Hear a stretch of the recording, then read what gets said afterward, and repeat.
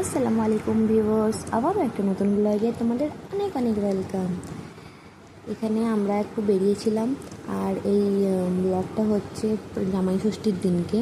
হঠাৎ করে বিকালে আমাদের প্ল্যান হলো যে চলো একটু ঘুরে আসি, তো ওই জন্যই বেরিয়ে পড়লাম। আর বিকালে যেহেতু প্ল্যান হয়েছে, সন্ধ্যার পর আমরা বেরিয়েছি, প্রায় 7:30-8টা বাজে তখন বেরিয়েছি। তো বেরিয়ে বললাম যে কোথায় যাওয়া যাবে না, খাদিজার আবু বললো যে চলো আন্দুলের দিকে একটু ঘুরে আসি। তো আন্দুলের দিকে একটা হিডেন প্লেস ছিল, যেটা আমার জানা ছিল না, মানে জানা ছিল, নাম শুনেছিলাম কিন্তু আমার যাওয়া হয়নি। তো ওখানেই গিয়েছিলাম, আন্দুলের রাজমাঠ, যেখানে দেখলাম অনেকটাই ভিড়, হয়তো জামাই ষষ্ঠীর জন্যই বেশি ভিড় ছিল। তো ভালো লাগলো, মোটামুটি খাওয়া দাওয়ার স্টলগুলো ওখানে ভালো ছিল।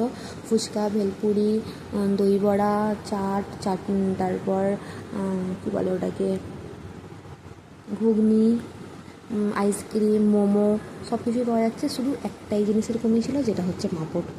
তো যাই হোক, আসার সময় আমি বললাম যে বিকালে আমি যাবো, কারণ ওখানের খাবারগুলো সত্যিই খুবই ইয়ামি হয়, আমি খাবো। তো গিয়ে দেখলাম এত রাশ ওখানে, ওফ, এত ভিড়, মাথা খারাপ। খাদিজা এখানে খুব এনজয় করছিল, বলছিল খুব মজা, ওখানে যাবে, গিয়ে বসবে। কারণ আমরা ঈদের সময় একবার গিয়েছিলাম বিকারামে, সেটা হচ্ছে উকুরহাটিতে। ওখানের খাবার সত্যি খুব ভালো লেগেছিলো। তো ভাবলাম আন্দুলেও একটু ট্রাই করে যাই, কিন্তু তখন বাজে প্রায় 9:30 বেজে গেছিলো। তো এত রাশ, এত ভিড়, আবার যে কিছু খাবার যে প্যাক করে নিয়ে চলে যাব সেটাও আমাদের হয়নি, কারণ কাউন্টারেও অনেক ভিড় ছিল।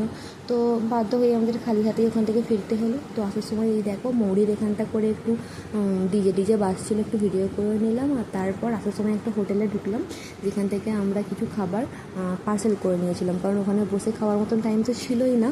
আর অনেক রাত হয়ে গেছিলো, প্রায় 9:45 বেজে গেছিলো। তো ওখানে আমি আর খাদিজা একটু বসে ফটো তুলছিলাম, একটু মজা করছিলাম। ওর আব্বু ওখানে দাঁড়িয়ে থেকে খাবারগুলো সব রেডি করাচ্ছিল। তো এই দেখো, এখানে খাদিজা কেমন করছে, অ্যাক্টিং করছে। বলছিলাম ওকে একটু ফটো তোলো, একটু সেলফি তোলো, তো ওইগুলোই করছে। তাই করে নিয়ে আমরা প্যাকিং করে আবার বাড়ি চলে এসেছিলাম। বাড়িতে এসে আমরা এইগুলো খাওয়া দাওয়া স্টার্ট করলাম। নিয়েছিলাম মোগলাই, আর ওটা হচ্ছে ফিশ ফ্রাই, যেটা ফিশ ফ্রাইটা অত ভালো ছিল না, কিন্তু মোগলাইটা সত্যি খুব টেস্টি ছিল।